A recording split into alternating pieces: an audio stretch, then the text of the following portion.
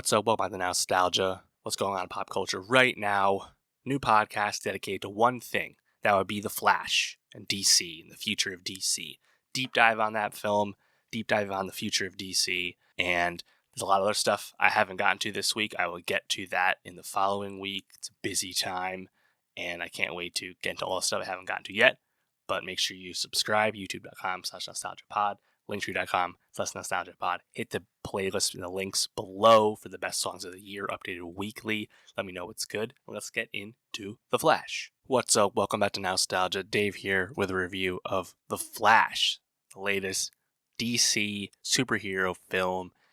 It's out, and it's been a long time coming. I'm going to talk about my thoughts on the film, the incredibly polarizing nature regarding this film due to the presence of star Ezra Miller, the future of DC, spoilers, all that stuff. Can get into everything. I think there's a lot to get into, a lot of interesting things about this film. So I'm going to get into all that.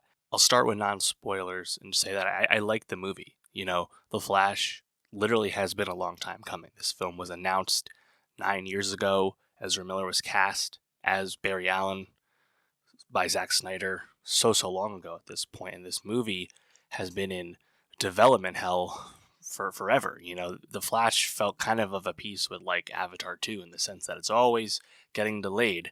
But, you know, 4 directors later, you know, so many people officially were signed on. Other people were attached at one point. Rick Famuyiwa, John Francis Daley, and Jonathan Goldstein. Even Lord and Miller were teaming up with Grant Morrison to tackle this film. All those creators fell through. It ended up getting made by Andy Muschietti, who made it, with a script from Christina Hodson, who wrote Birds of Prey, and there's some other story credits as well. The Flash got across the finish line, and I was actually lucky to see a fan screening on Monday night, or just early screening, normal screening, early screening, and the film's coming out end of the week. So again, I'll start with non-spoilers, but yeah, I think there's a lot to get into with this, and I'll say I like the movie. I think it's a long film. It's like 2 hours 20 minutes, and definitely has some bloat to it, some things that don't work. But for the kind of movie it is, you know, this big, bombastic, multiversal tale in the vein of the modern comic book movie, I think it's broadly successful, certainly better than I expected it to be. And I had a really good time with it. Obviously, there's been a lot of hype in the press in the past few months with, you know, Warner Bros. Discovery CEO David Zaslav, as well as new DC Studios head James Gunn, hyping up The Flash as one of the best comic book movies ever made. And I think that's a bit hyperbolic to call it one of the best ever. But I think it is quite good. Definitely one of the best of the DCEU movies. I think that's pretty clear, and I'll get into the specifics of that later. And it's interesting to think about this movie in terms of the other recent comic book movies from Marvel and DC that have tackled the multiverse in one way or another. I'll get into that as well. There's a lot of interesting things about this movie, the timing of the movie as well, you know. And I think, of course, there's, you know, a lot of, I think, baggage, unavoidable baggage with this movie due to Ezra Miller, who, you know, at one time was thought of as a kind of promising rising star, atypical star at that, you know, with like Perks of Being a Wallflower and stuff like that. And Ezra Miller, you know, cast as the Flash, again, so long ago, the movie taking forever to come out, no fault of Ezra Miller's.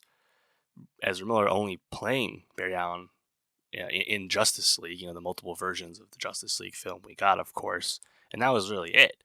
And obviously in the interim, you know, since then, Ezra Miller had a solid supporting role, like sizable role in the Fantastic Beasts films. That, of course, is now over. And, of course, more recently, Ezra Miller has been incredibly controversial. And we can't really overstate how bad things have been for Ezra Miller. These are not just allegations, although there are plenty of those. These are also legitimate legal issues, including arrests and video evidence and things like that. Really running the gamut of poor action, poor deeds, doing things in bad taste. The severity definitely ranges, but a lot of bad stuff to get into. It's quite the deep dive if you're unfamiliar. But Ezra Miller has been, you know, kind of damaged goods for, you know, about a year at this point. And notably, Ezra did not promote The Flash. There was no press junket with Ezra Miller. Ezra Miller was not promoting this movie at all. The marketing was doing a lot to focus on other aspects of the Flash other than Ezra Miller as the leading man. Michael Keaton's return as Batman was front and center in a lot of the marketing. The presence of a new Supergirl character was also shown in the marketing. They were trying to do everything they could to promote the Flash, sans the star of the Flash. Now, Ezra Miller did pop up at the red carpet premiere of the movie, and that was, I think, a bit surprising, but in fact, really was Ezra's first public appearance in the past year. And Ezra didn't take any questions or anything. And whether people think that's right or wrong for Ezra to be at the red carpet, I mean, just take a look at Ezra's Wikipedia. Ezra Miller is not up to any other projects. He is not signing new deals. And even though I think Ezra Miller is quite good in The Flash, and I'll get into that, I have a hard time seeing Ezra Miller bouncing back, certainly to the stature that he was once thought of to have as a rising talent in Hollywood. And I think other people were throwing out there, is The Flash going to be canceled because of Ezra Miller's baggage? Is that worthwhile? Is that the right thing to do? Things of that nature. When Warner Bros. Discovery took over, a new management with David Zaslav coming in, in the last year. The Batgirl film, which featured Michael Keaton, canceled for write-down tax purposes, never to be released. A lot of people said, do that with The Flash. Better yet, recast The Flash. You have Grant Gustin, popular portrayal of Barry Allen on the CW for a decade. Do that. Redo the movie. But, I mean, cynically speaking, it makes a lot of sense that DC and WBD didn't go down this road, because David Zaslav has been front and center talking about trying to pare down the debt of Warner Bros. Discovery and really focus on that. And also bringing back the theatrical box office as a core part of their movie-making business, in the post-HBO Max film debut era under Jason Kilar. So The Flash, a $200 million movie that needs a strong box office to justify its budget and get WB some cash again, The Flash was not going to incur hundreds of millions of more dollars in reshoot costs. That's just kind of the business fact of the matter, even if I think a lot of people would have been on board with that kind of approach. And then the other thing with this is going to be the last iteration of the Ezra Miller Flash character anyway. The DCEU, as we know it, of course, is coming to an end later this year. It's not over yet. The timing would have been better if this was the final movie, and I'll get into that. But it's coming to an end. The DC Studios rebrand under James Gunn and Peter Safran is underway. And I talked about that slate when that was announced, a few months ago. So it was almost not really worth sinking additional resources in, again, from the cynical point of view. So long story short, a lot of baggage going into the Flash movie, which again, I think is pretty good. And, for the people that were involved in the making of this movie, some of them for a very long time, it's a bit unfair that stuff that doesn't have anything to do with them is going to affect people's reception to this movie due to the nature of the star in front and center. But that's just how it goes, and I think it's perfectly within people's rights to want to not watch the movie due to the presence of Ezra Miller, given the things Ezra has done and been accused of. I think that's a perfectly reasonable stance to have, and people will share that. We'll see how successful the movie ends up being. I think the box office projections look okay for a big movie, not spectacular though. It's not looking like we're going to get $100 million opening, so we'll see how the legs fare with this, given positive word of mouth and China box office and things like that, which is looking okay as well. So more to come on the business side of things. At the end of the day, it's kind of a sunk cost, like really the rest of these DCEU movies are. Anyway, they're creatively leaving this era behind, and I think they're just trying to get these out the door, get as much cash as they can, and wipe their hands clean of the Snyderverse. And whether you're a fan of that or not, that's what's happening. So anyway, let's get into The Flash. So I like the movie. I think it is pretty broadly successful as being a genre-hopping, multiversal tale. It's an adaptation of the famous Flashpoint storyline. This has been the expectation of what this movie would be about for years, almost as long as the movie been announced. And of course, this movie was presented as a natural like reset point for the DC continuity, given the time traveling, multiple timelines nature of that storyline. And that is kind of what we get. And it's coming at a awfully interesting time for comic book movies because the presence of the multiverse has become oh so mainstream since Into the Spider-Verse, the Sony animated movie, kind of first introduced it at a mainstream stage at the end of 2018. Since Into the Spider-Verse, we've of course had Spider-Man No Way Home, the second highest grossing MCU movie of all time. We've also had Doctor Strange in the Multiverse of Madness. We've had the Best Picture winner from A24, Everything Everywhere All at Once. Not a comic book movie, but literally a Best Picture winner was about multiple timelines, a hard multiverse movie. Of course, the sequel to Spider-Verse, Across the Spider-Verse, just came out. Literally, was it 2 weeks before The Flash? Not the best timing because there's some similarities between the two, which I'll get into. Point is, this has been happening a lot. Also, I think the treatment of cameo characters, cameo appearances, is similar to what we've seen recently, and I'll get into that at the end. Obviously, spoilers for that. But it's funny that like this is, and I guess Ant-Man and the Wasp: Quantumania also kind of fits into this bucket as well. It's really funny that we've kind of jumped feet first into the deep end when it comes to the multiverse, and I'm really curious to see if this is going to feel played out in short order. Obviously the MCU with Kang, multiple Kangs, I forgot the terminology that each universe uses in terms of like the variant timelines and convergence points and all those things, but the presence of multiple timelines, multiple Earths, multiple futures, multiple paths, that's not going away. It seems to be the core tenet of the immediate next, big arc with the MCU with Kang. And obviously we'll see what happens with Jonathan Majors playing Kang, given he is also now polarizing and controversial due to some allegations similar to Ezra Miller. I wouldn't put him quite in the same bucket as Ezra Miller because there's a lot more quantity when it comes to Ezra, as well as a lot of actual like substantive charges and like video evidence and stuff. We'll see. It's still early days with Jonathan Majors stuff. We'll see what happens. But assuming they still go forward with the Kang storyline, and maybe they just recast it, it doesn't make a difference to the storytelling purposes. We'll see. But the point is, multiverse is all over the place right now. And I think The Flash is going to be remembered as one of the stronger efforts.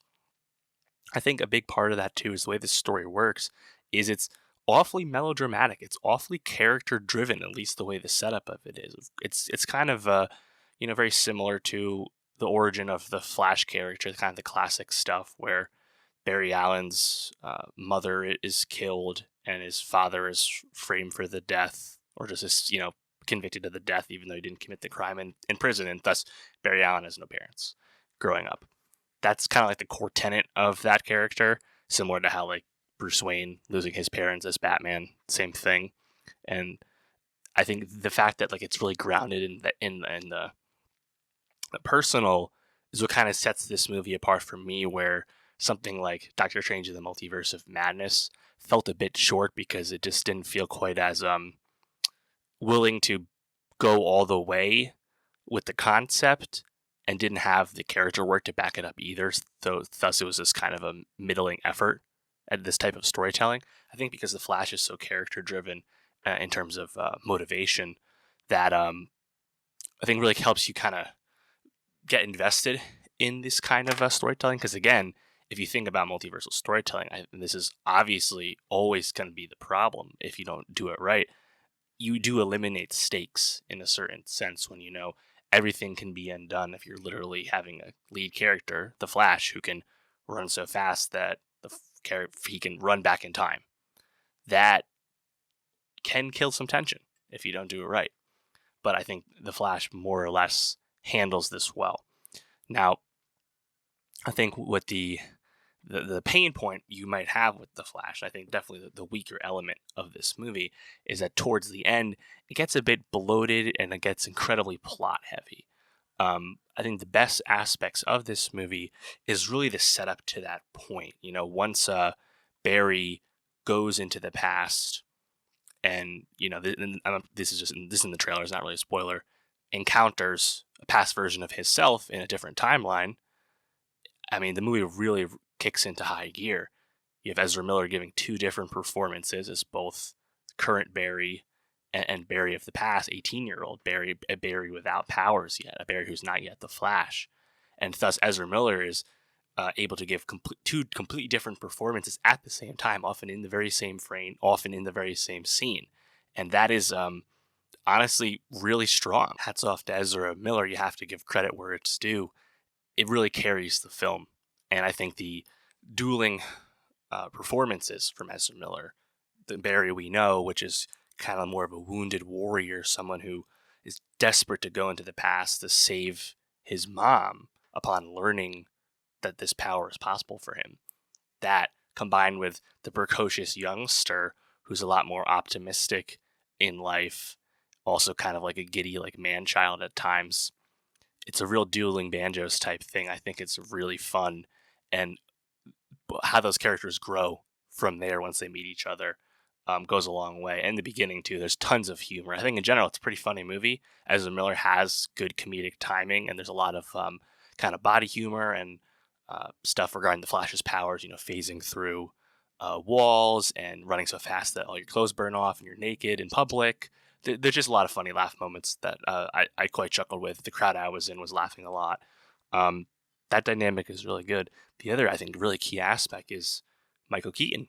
Of course, Michael Keaton played Batman twice in the 90s in the Tim Burton movies. People know. They did not shy away from the fact that Michael Keaton was back in this movie. In a sense, that would have been an amazing surprise, but I understand why I was in there for the marketing. And this is not a phoned-in performance. It's been really in vogue lately to bring back actors of past iterations of continuity in these type of storylines as just a referential nod to the audience, to the fandoms, and that's usually all it ends up being. The key exception, of course, would be No Way Home, where Andrew Garfield and Tobey Maguire were key parts of that movie. But otherwise, think of like Multiverse of Madness, bringing in Patrick Stewart as Professor X, or bringing in John Krasinski as Mr. Fantastic, which was literally rumored internet casting. Like, that didn't exactly amount to a whole lot, right?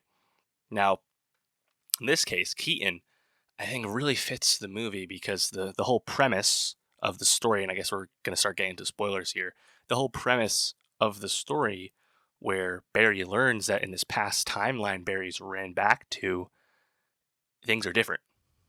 He realizes that the Batman he knows is different. It's not Ben Affleck, the Batman we know, who we see in the beginning of this movie. It's actually a different Batman, an older Batman, a grizzled, hermity Batman, in this case, one played by Michael Keaton. And Keaton really fits the, I think, vibe and aesthetic of that timeline really well. And I think that the presence of the performance, I think, goes a really long way. There's some obvious nice touch points too, where Keaton's using gadgets and they're clearly like analog, like 90s gadgets a la his movies. And those are funny moments. But, you have Keaton as the one who explains the premise of multiverse to Barry and thus to the audience, for those who don't know, where just because you went back in the past to change the future doesn't mean the past at that point you came to was the same as the past you were leaving. And that different spaghetti, as he puts it, both the past and the forward are different, forward and back. Honestly, like, really astute way to explain it, and Keaton, I think, is quite committed to it. But overall, just his presence, I think, does a great job with the movie, and he actually has like fun chemistry with Ezra Miller, both Ezra Millers. So yeah, I really like that. I think from that point, it's like where the movie might start to lose some people, because to this point, it's a really fun thing for a lot of reasons. Fish out of water, in a certain sense, where you have Barry meets younger Barry. Younger Barry has to get his powers. Older Barry takes younger Barry to Star Labs to like put him in place for the lightning strike to get his powers. That's all like really fun stuff. I really quite enjoyed all that. I like the buildup of like they realize like what can they do, because an inciting incident happens, as it often does. In this case, General Zod comes back to Earth looking for Superman, just like he did in Man of Steel. Once again, we are retconning or experiencing the end of Man of Steel once again. We did this in Batman vs. Superman with Ben Affleck being there when Zod and Kal-El were fighting. Now we're there once again. And in this case, Barry, normal Barry, he knows what happened because that happened in his storyline already. Superman and Zod fights, a ton of people in Metropolis get killed. Very controversial aspect of Man of Steel from 10 years ago. People know this, right? But it's a really funny moment. It's like, oh, we have to figure out what we have to do. And Barry's like, okay, well, let's look up Cyborg, let's look up Wonder Woman, let's look up Aquaman, let's go find Superman, let's go find Batman. Because Barry Allen, our Barry Allen, knows all these people and knows what they do and where they live. And he finds out that this timeline, there is no Aquaman. Cyborg never had his accident. Superman didn't actually make it to Earth. And Batman is an older, retired Batman, Michael Keaton this time. It's not young Ben Affleck. That's like a really fun moment to spend time with. And at that point, I think it's fun for fans to like kind of be in like an alternate version of a continuity you're familiar with. I think it's a good use of like this multiversal storytelling to have it be referential like that, where it's like actually like kind of driving plot in a fun way.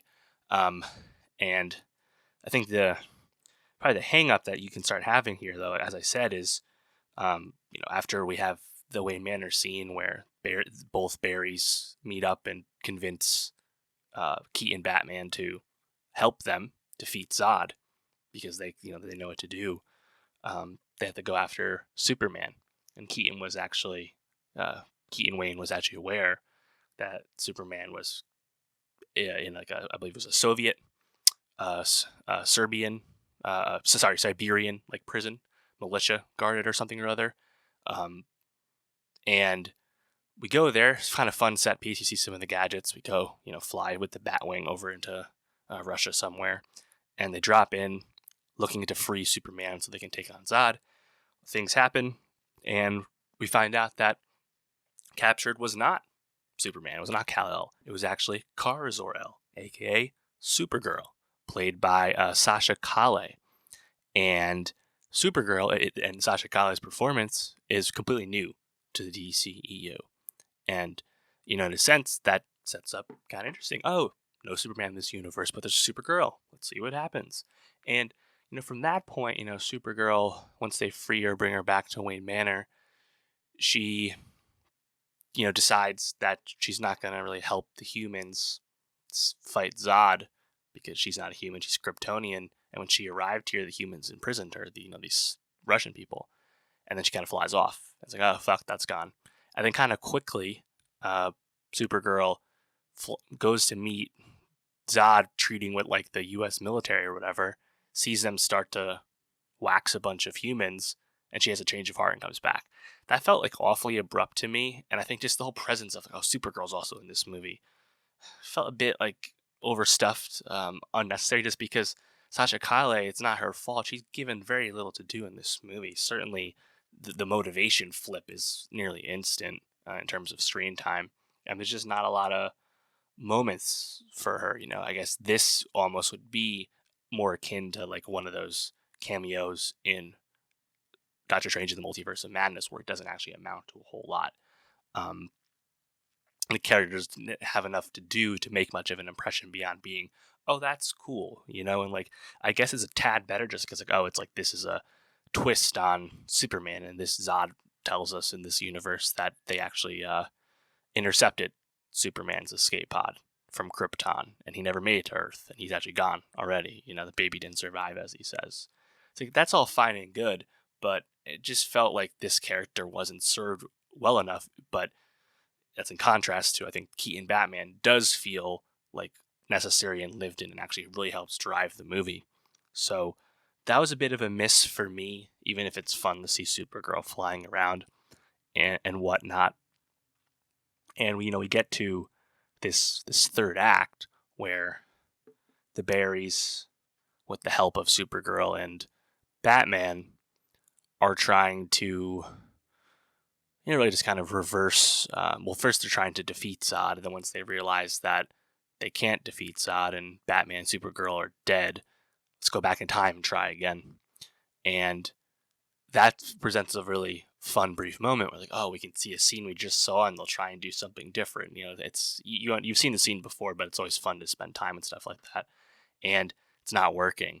And that's where we kind of get to like the emotional, like, I think like core of the film where like our present day Barry realizes that the mistake he had previously made that started off this whole movie where he's going back in time to fix a past mistake, in this instance, going back in time to, try and save Supergirl and Batman and defeat Zod, it's futile going back in time to trying to fix things. And as Keaton, kind of previously outlined back at Wayne Manor, timelines, they're like these certain convergence points, things that will always happen. And as Barry makes a remark that, oh, you're Batman, but you had Alfred too, just the way my Batman had an Alfred, things like that.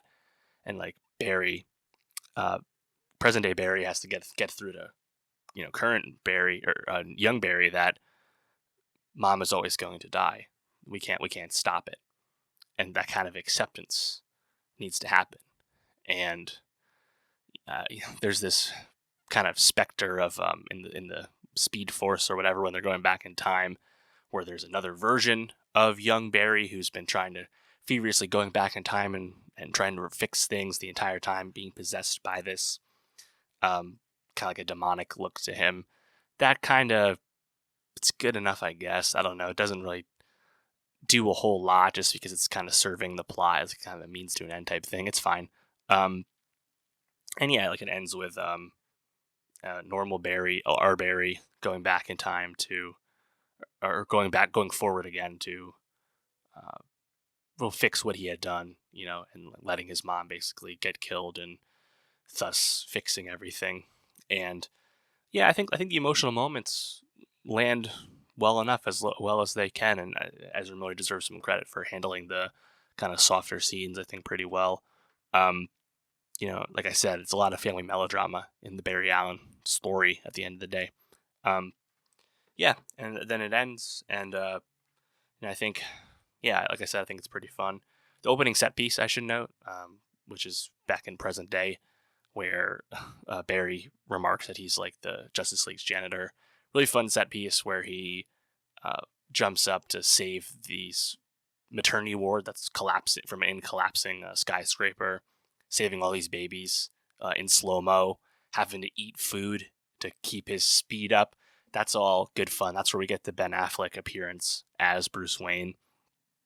All fun. And we even get a unexpected appearance from Wonder Woman. I'm not sure if that was in the marketing. If it was, I had missed it. But Wonder Woman has a brief moment as well. Funny moment with the lasso of truth on both Affleck Batman and Barry Allen saying some funny stuff.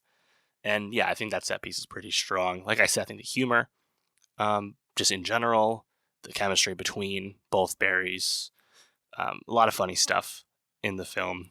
And like that I think the general structure is pretty strong. Like I said, my biggest complaint is that it gets a bit like overlong with plot at the end, and like the presence of Supergirl isn't fully delivered on in a, I guess, convincing enough or necessary enough way. So still pretty good time. I think it's coming at a interesting time for the end of the DCEU, because this would seemingly be a fitting place for the DCEU to end. This multiversal time-hopping story having a really winking ending in terms of timelines, with cameos. There are several cameos in this.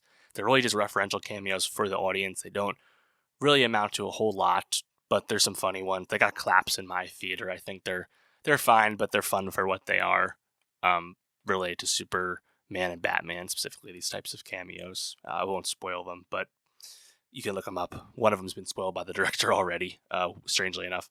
But yeah, like you would think this would be a great ending place for the DCU. Clean break. James Gunn, Peter Safran era kicks off in 2025 with Superman Legacy. Nope. We're still getting Blue Beetle in August and Aquaman the Lost Kingdom in December. And then, of course, we're getting like the Elseworlds Joker 2 next year as well, which is a bit separate. So, very curious the way Aquaman will end. Blue Beetle feels like a one and done thing, no matter how good it ends up being. Curious how Aquaman goes, because that's like a core tenet of the Snyderverse story. The Jason Momoa's Aquaman, and yeah, I'm curious if that's like kind of a self-contained Aquaman movie and that's it, it's over, or they present a little extra finality to the DCU in some way. You certainly would not expect the Aquaman story to be the place to do that, but again, we'll see. Yeah, and I think for good and bad, we're closing the book on the Snyderverse after only 10 years. Man of Steel was 2013. Feels like it's been longer. And I think a big part of that is just there weren't exactly as many movies as you'd expect in DCU in a 10-year period. Given the place we've got to with Marvel, and now we're at a place where the volume of Marvel has started to get on people's nerves and the quality has come under question.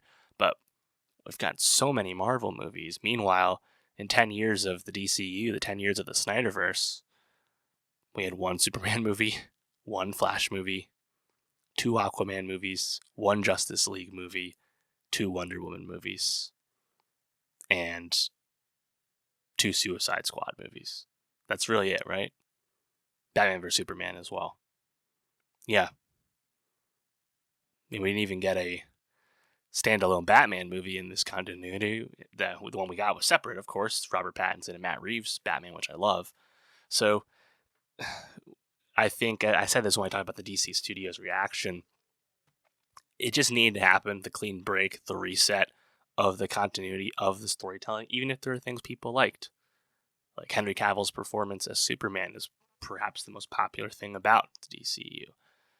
People really like Gal Gadot as Wonder Woman as well. Despite all that, these things a lot of people agree on. You just, I think, needed to reset everything. And I hope they do stick with resetting everything.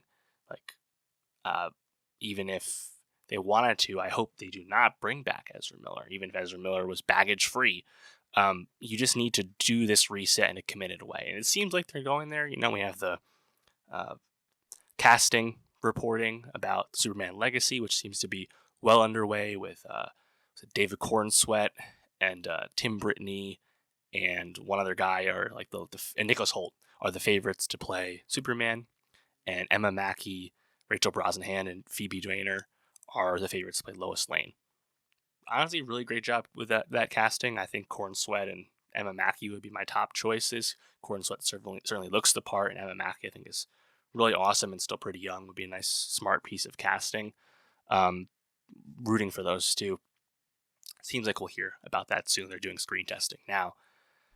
I feel like you can't go forward with those new pieces of casting and reestablish Superman in a genuine and committed way if you're also keeping Momoa around or keeping Gal Gadot around. Like, you need to, I think, completely remove this era and move forward. And I think a movie like this, The Flash, has a fair amount of nods to the past. Obviously the plot of Man of Steel is a huge aspect of this Flash movie. We're even flashing back further, of course, with Keaton's strong presence in the film. There's some references for the hardcore fans, some fun nods, and I think people have to accept that this is it. We're moving forward, and I have faith in the Gunn Safran team, really just because they seem to be presenting a unified front and a committed approach to real serialized storytelling, which I think has just been the way audiences want to see blockbuster franchises told. We're going to see a similar approach to James Bond moving forward, when it's a more serialized approach to plot and long form story. So, this Flash movie, I think it's a bit of a minor miracle that it's as good as it is, and despite its flaws, it's as good as it is and as convincing as it is, given all the things that are against this movie. So, if you're even a minor fan of the DC films at all and have any connection to this last 10-year run of DC films, you should see The Flash, because I think you'll have a good time with it. And I think it's impossible not to think of like what could have been if the management at Warner Brothers was more competent and more committed to a singular vision. Whether you were a fan of Zack Snyder's approach or not, I'm certainly up and down on that. But the lack of a coherent and committed plan that's stuck around for an extended period of time is so paramount. Like what would have happened if the first Flash movie came out in 2017 or 2018? You know, like, who knows? But that's the past. That's a different timeline that maybe Barry Allen can go back and check out for us sometime. But let me know once you've seen The Flash. How did you feel about it? Did you like it as much as I did? Did you get hung up on some of the flaws? What do you want to see next from DC in this new regime in the years to come? And for more movie reviews, subscribe, and I'll see you next time. All right, that's going to do it for the pod this week. Next week, I'm going to be catching up on a lot of stuff I haven't gotten to yet, including The Bear Season 2 on Hulu, Wes Anderson's Asteroid City, The Return of Righteous Gemstones on HBO, Marvel Secret Invasion starting on Disney+, Black Mirror back on Netflix, a bunch of music as well. I'll be doing some catch-up, so make sure you subscribe, youtube.com/nostalgiapod, linktree.com/nostalgiapod. Hit the links below, get the pod any way you can, just make sure you get it. See the playlist in the links below for the best songs of the year, updated weekly. Let me know it's good, and I'll see you next week.